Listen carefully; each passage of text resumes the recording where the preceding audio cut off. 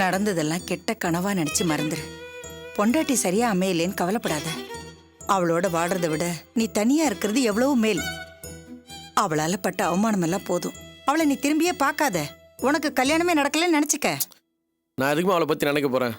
நானே இதை மறக்க தான் பெங்களூருக்கே போறேன். அதுதான்ப்பா சரி. இனிமே உன்னோட கவனம் முழுக்க வேலையில தான் இருக்கணும். உழைச்சி நாளுக்கா சம்பாதிக்கிற வழியை பாரு. காசு இல்லைங்கிறதுனால தானே உன்னை எல்லாரும் சீண்டி பாக்குறாங்க.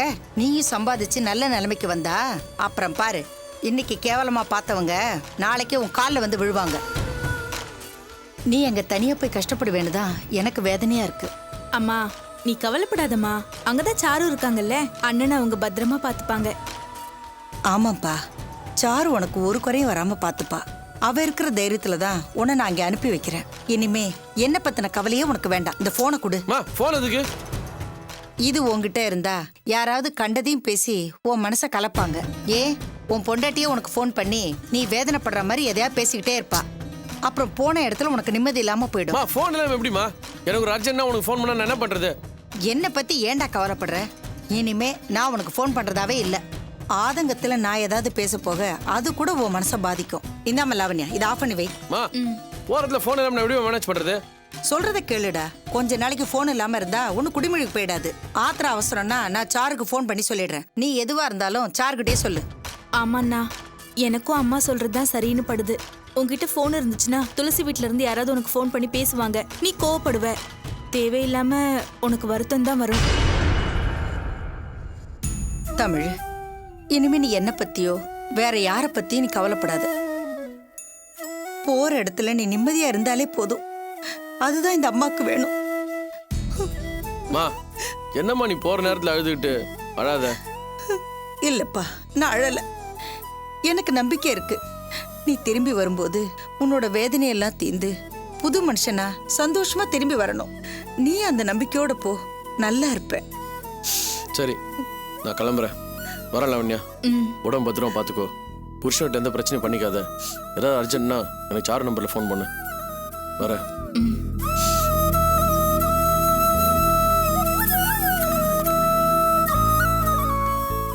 போய்ட்டுறமா. போயிட்டு வாப்பா.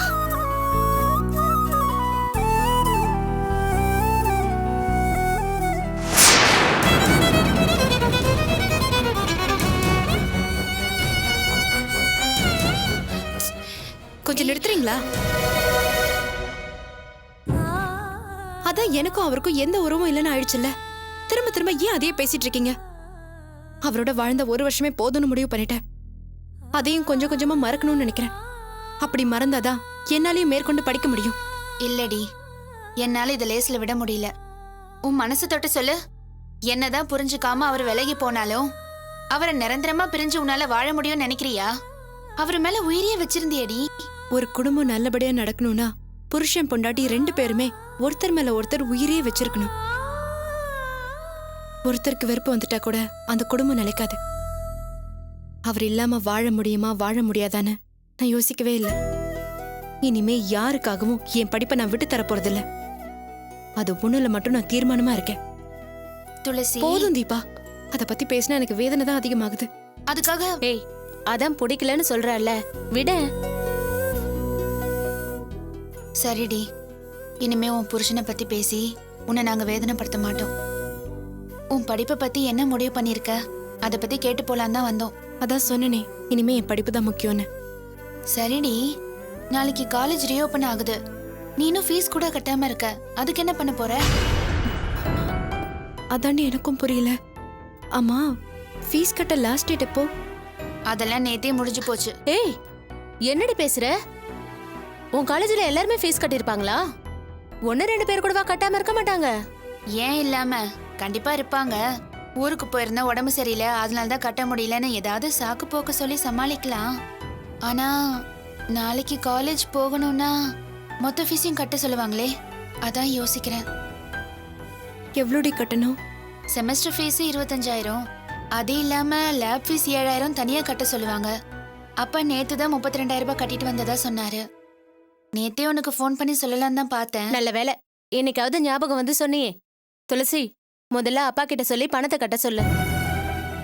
இல்லடி, அப்பா பவித்ரா ட்ரீட்மெண்ட்டுக்காகவே நிறைய செலவு பண்ணிட்டாரு. அந்த கடனே எக்கச்சக்கமா இருக்கு. இப்ப போய் இவ்வளவு பெரிய தொகையை கட்டணும்னு சொன்னா அவர் மட்டும் என்னடி பண்ணுவாரு? என் படிப்புக்காக அவரை கடன் பட வைக்கிறதுல எனக்கு விருப்பம் இல்லை. கஷ்டம் கல்யாணி. கல்யாணம் பண்ணி என் வாழ்க்கை தான் போச்சுன்னு நினைச்சு இப்ப பணம் இல்லாம என் படிப்பும் போக போகுது. ஏய், இப்ப என்ன வேணும் உனக்கு? பணம் தானே, அதுக்கு நான் ஏற்பாடு பண்றேன். இதுக்கு போய் கவலைப்பட்டுட்டு இருக்க? நீ மட்டும் எங்கடி போவ? 32,000 கட்டணுங்கிறாங்களே. உன் படிப்புக்காக நான் 50,000 கூட புரட்டி தரேன், போதுமா?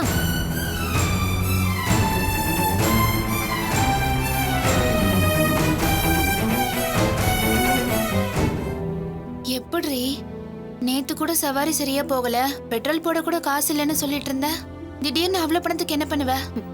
ஆட்டோ எதுக்கடி இருக்கு? என்ன காப்பாத்துற ஆட்டோ இவ படிப்பையும் தான் கொஞ்சம் காப்பாத்துட்டுமே. என்னடி சொல்ற? அப்ப ஆட்டோவை வித்துற போறியா? அடி பாவி, நீ முதலுக்கே மோசம் பண்ணிடுவ போல இருக்கே.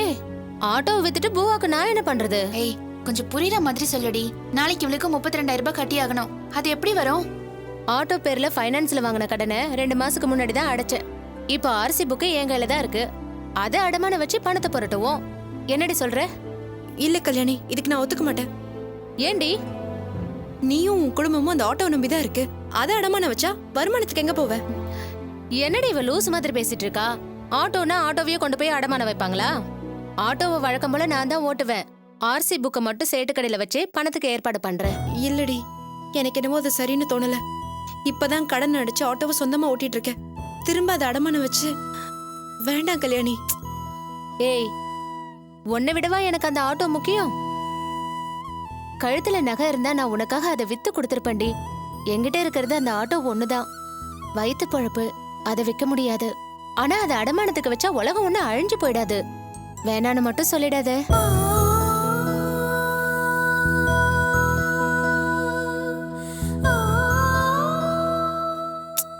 குடும்ப சூழ்நிலை, என்னாலதான் படிக்க முடியல. நீங்களாவது நல்லா படிச்சு பெரிய வேலைக்கு போங்க. மத்தவங்க பாராட்டுற மாதிரி வாழ்க்கையில முன்னேறி காட்டணும். அதாண்டி என்னோட ஆசை.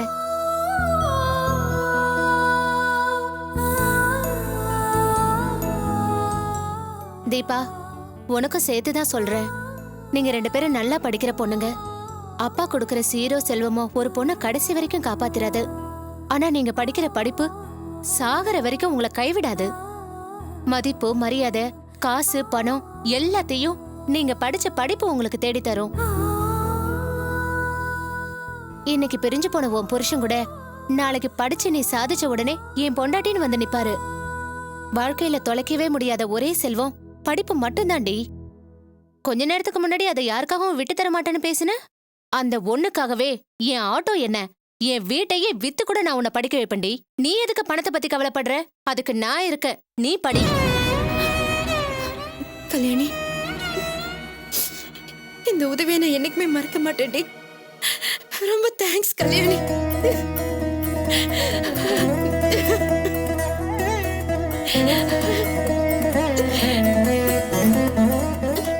என்னடி இவ? துளசி, எதுக்கு இந்த தேங்க்ஸ்லாம்? கஷ்டத்துல உதவலனா அப்புறம் நாங்க ஃப்ரெண்டுன்னு எதுக்கு இருக்கோம்?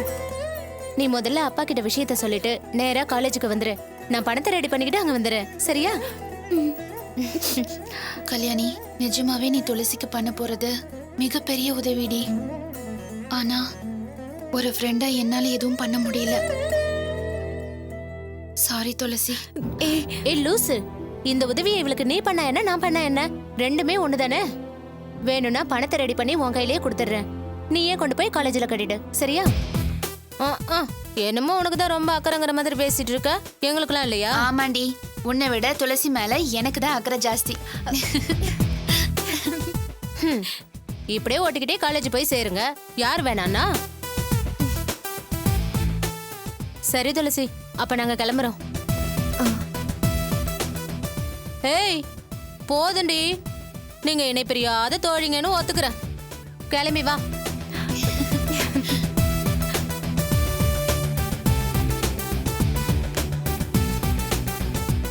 சரிடி, நாங்க கிளம்புறோம். நைட்டே அப்பா கிட்ட பேசிட்டு நாளைக்கு சீக்கிரம் காலேஜுக்கு வந்துரு, புரிஞ்சுதா? சரிடி, வரேன் துளசி.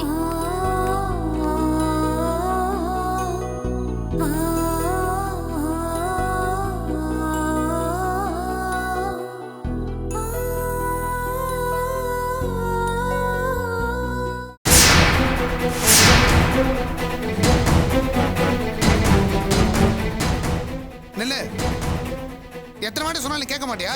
இப்ப தனியா எங்க போயிட்டு வர? அங்க என்ன பாக்குற? கேட்டது பதில் சொல்லு. மேடம் எங்க போறோம்னு சொல்லிட்டு போக மாட்டீங்களா? நாங்க எதுக்கு இருக்கோம்? இப்ப எதுக்கு தேவையில்லாம டென்ஷன் ஆகுறீங்க? எங்க அம்மாவை பார்க்கணும்னு தோணுச்சு, அங்கதான் போயிட்டு வரேன்.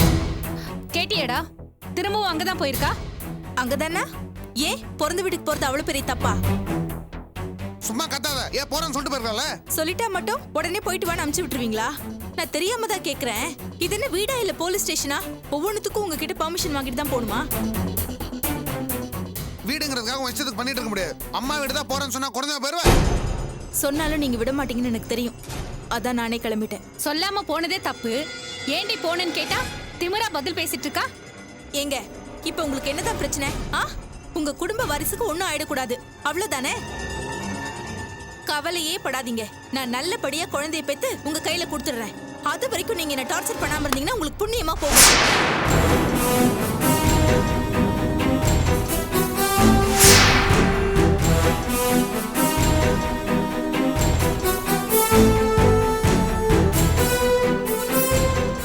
வாங்க. அங்கேயே தங்கிட்டு நாளை காலையில தான் வருவேன்னு சொன்னீங்க, அதுக்குள்ள வந்துட்டீங்க. என்னாச்சுங்க? ஏன் முகம் ஒரு மாதிரியா இருக்கு? அங்க காயத்ரி, சாரு, உங்க தம்பி எல்லாரும் நல்லா இருக்காங்கல்ல? அவங்களுக்கு என்ன, எல்லாம் நல்லா தான் இருக்காங்க. எனக்கு தான் ஏன்டா அங்கே போனோம்னு ஆச்சு. என்னாச்சு டாடி? அங்க ஏதாவது பிரச்சனையா? அதெல்லாம் ஒன்றும் இல்லைடா, காலையில் பேசிக்கலாம். நீ போய் சாப்பிட்டு படுப்போ. இல்லங்க, அங்க என்னமோ நடந்திருக்கு. என்னாச்சுன்னு சொல்லுங்க. உங்க முகத்தை பார்க்கவே கஷ்டமா இருக்குங்க. நீங்க வேதனைப்படுற அளவுக்கு அங்க என்னமோ நடந்திருக்கு. என்னன்னு சொல்லுங்களேன். சாரு முன்ன மாதிரி இல்லைம்மா. அவன் மனசுல ரொம்ப பாதிக்கப்பட்டிருக்கான்னு எனக்கு தெரியும். ஆனால் இந்த அளவு பாதிக்கப்பட்டிருப்பான்னு நான் எதிர்பார்க்கவே இல்லை. என்னாச்சுங்க? அவளுக்கு ஏதாவது பிரச்சனையா? பிரச்சனை அவளுக்கு இல்லைம்மா, எனக்கு தான். ஷாரு இப்படி பண்ணுவான்னு நான் கொஞ்சம் கூட எதிர்பார்க்கலாமா? என்கிட்ட எவ்வளவு பாசமாக இருந்த பொண்ணவ என்கிட்ட இப்படி மரியாதை குறைவா நடந்துப்பான்னு நான் எதிர்பார்க்கவே இல்லை. என்னங்க சொல்றீங்க? நம்ம சாருவா அப்படி என்னங்க பண்ணா? வெளியில் சொன்னால் வெக்க கேடுமா?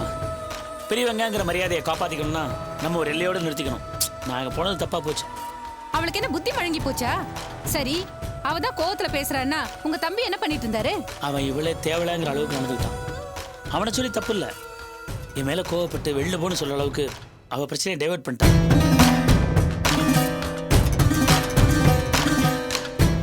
என்னங்க சொல்றீங்க? உங்களை வெளியில போன்னு சொல்ற அளவுக்கு நீங்க என்னங்க தப்பு பண்ணீங்க? சாரு நல்லா இருக்கும்னு நினைச்சேனே, அதான் நான் பண்ண தப்பு. டாடி நீங்க என்ன சொல்றீங்கன்னு எனக்கு புரியல. எதுக்கு அங்க நீ சாரு பார்க்க பெங்களூர் போனீங்க?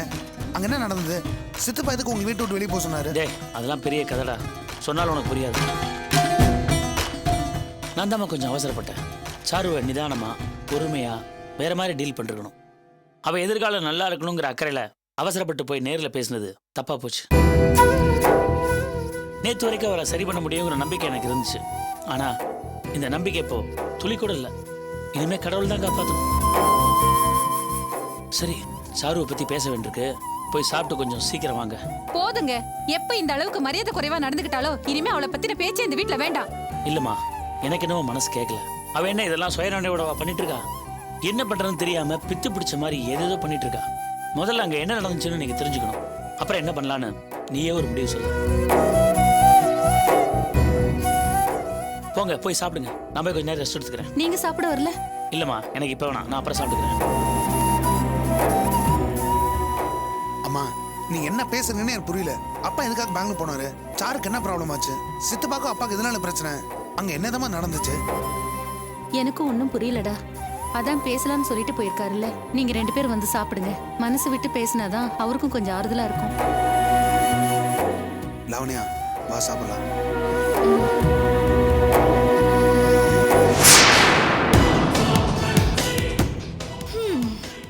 சந்தோஷமான விஷயம் நடந்திருக்குன்னு தெரியுது.